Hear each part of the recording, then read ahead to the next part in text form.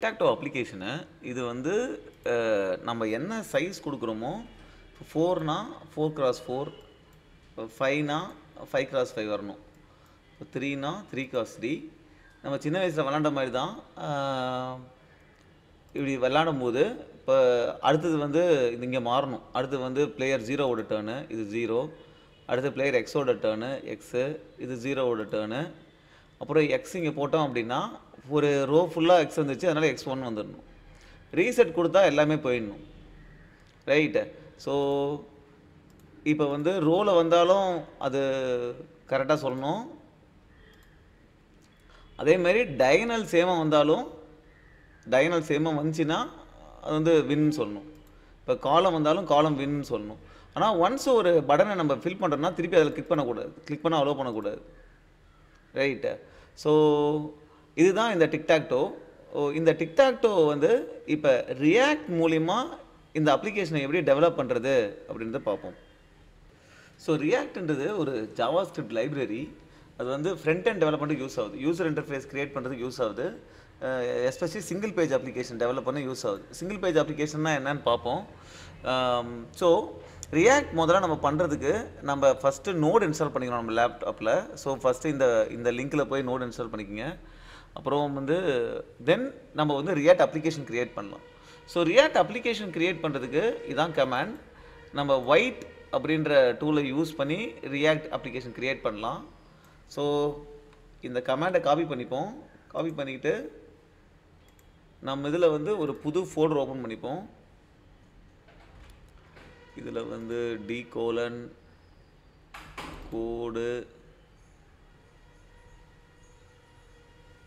Okay.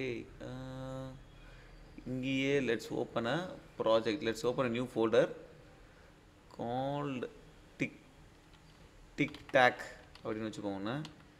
So இந்த ஃபோல்டரில் நம்ம open பண்ணிவிட்டு இங்கே நம்ம we will create the React app. So React app create பண்ணுறதுக்கு first let's open the terminal.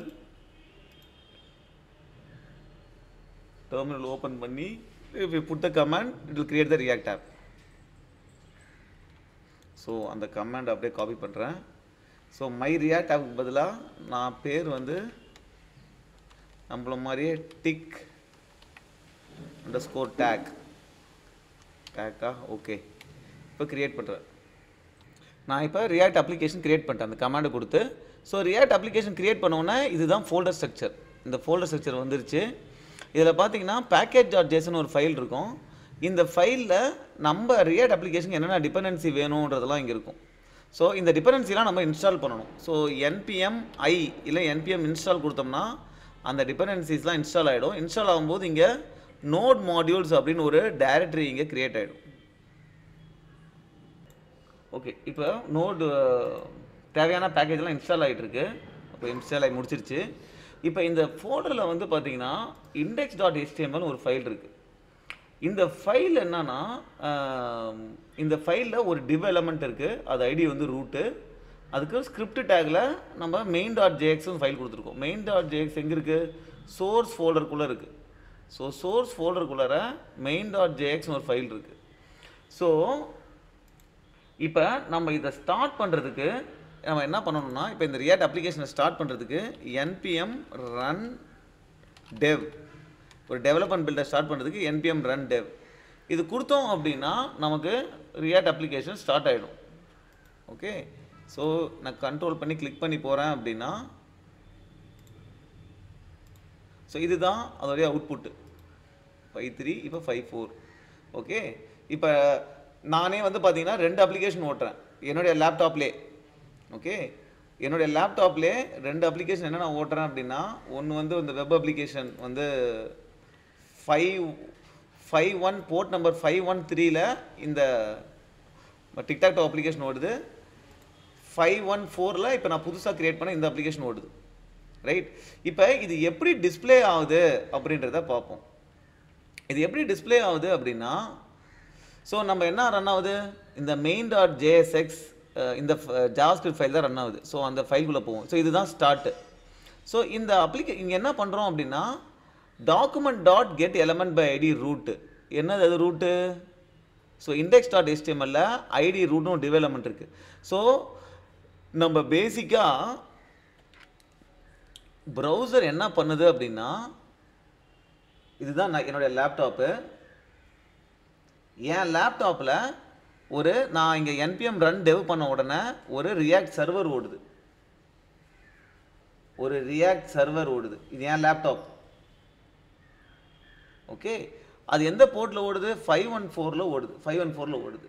நான் என் லேப்டாப்லேயே ப்ரௌசர் ஓப்பன் பண்ணிக்கிட்டு அந்த ப்ரௌசர்லேருந்து இந்த லிங்க் அடிக்கிறேன். லோக்கல் ஹோஸ்ட்ன்றது என் லேப்டாப்பு. அப்புறம் என் லேப்டாப்லேயே 514 போர்ட்டுக்கு ஒரு ஹெச்டிடிபி ரிக்வஸ்ட் அனுப்புகிறேன். அப்போ அந்த ரியாக்ட் சர்வருக்கு ஹெச்டிடிபி ரிக்வஸ்ட் போகுது. இந்த ரியாக்ட் சர்வர் என்ன பண்ணுன்னா, பேசிக்காக இந்த HTML ஃபைல், இந்த ஜாவாஸ்கிரிப்ட் ஃபைல் எல்லாத்தையும் என் ப்ரௌசருக்கு கொடுத்துருது. இப்போ என் ப்ரௌசருக்கு வந்துருச்சு. என் ப்ரௌசர் என்ன பண்ணும் அப்படின்னா, இந்த HTML ஃபைலை அப்படியே ரன் பண்ணும். நார்மலாக ஒரு HTML ஃபைலை ரீட் பண்ணி டிஸ்பிளே பண்ணுறது தான் இந்த ப்ரௌசரும் பண்ணும். அப்படி ரன் பண்ணும்போது என்ன ஆகுது? இந்த ஜாவாஸ்கிரிப்ட் ஃபைல் ரன் ஆகும். இந்த ஜாவாஸ்கிரிப்ட் ஃபைல் என்ன பண்ணுது அப்படின்னா, இந்த main.jsx அந்த document.getElementByD ரூட் இருக்குல்ல, அந்த ரூட்டில் இந்த இன்ஃபர்மேஷனை அப்படியே ரெண்டர் பண்ணுது. ஸோ ரியாக்டில் காம்பனண்ட் அப்படின்னு இருக்குது. இந்த ஆப்ன்றது ஒரு காம்பனண்ட். ரைட், காம்பனண்ட்னா என்னென்னா, இப்போ இதுதான் இந்த ஆப். இந்த ஆப்ன்றது ஒரு component. Component nothing but function.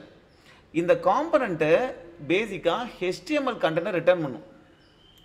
இது என்ன HTML கண்டென்ட் ரிட்டர்ன் பண்ணுதோ அந்த HTML கண்டென்ட்டை தான், இது என்ன HTML கண்டென்ட் ரிட்டர்ன் பண்ணுதோ இந்த HTML கண்டென்ட்டை தான் இந்த ஐடி ரூட்டில் நம்ம ரெண்டர் பண்ணுறோம். ஸோ ஃபார் எக்ஸாம்பிள் இந்த ஆப்பில் போயிட்டு நான் என்ன பண்ணுறேன், இப்போ பாருங்கள் நிறைய இருக்குது. இது நிறைய இருக்கிறதுனால தான் நமக்கு டிஸ்பிளேல இதெல்லாம் தெரியுது. இப்போ நான் என்ன பண்ணுறேன்னா எல்லாத்தையும் தூக்கிடுறேன்.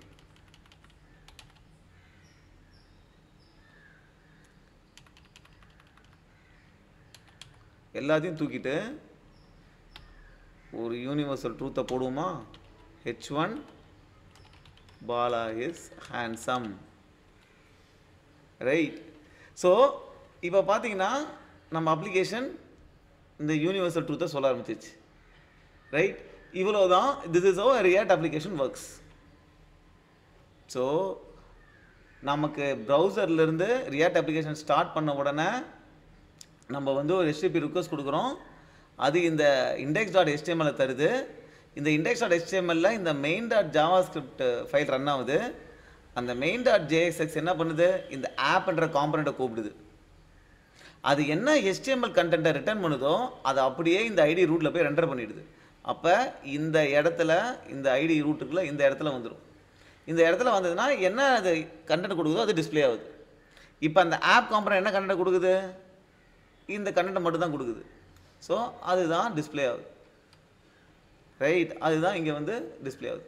இப்போ நம்ம அப்ளிகேஷன் டெவலப் பண்ணும்போது நம்ம என்ன பண்ணலான்னா, இந்த ஆப்புக்குள்ளார நம்ம நிறைய காம்பனண்ட் கூப்பிடலாம். 3-4 காம்பனண்ட் கூப்பிடலாம். அப்போ எல்லா காம்பனண்ட்டும் என்னென்ன HTML கண்டென்ட்டை கொடுக்குதோ அந்த எல்லா HTML கண்டென்ட்டும் தான் இந்த இடத்துல அப்படியே டிஸ்பிளே ஆகிடும். இந்த ஐடி எலமெண்ட் ரூட்டில் போய் ரெண்டர் ஆகி நமக்கு ஃபுல் டிஸ்பிளே வந்துடும். இப்படி தான் ரியாக்ட் அப்ளிகேஷன் ஒர்க் ஆகுது.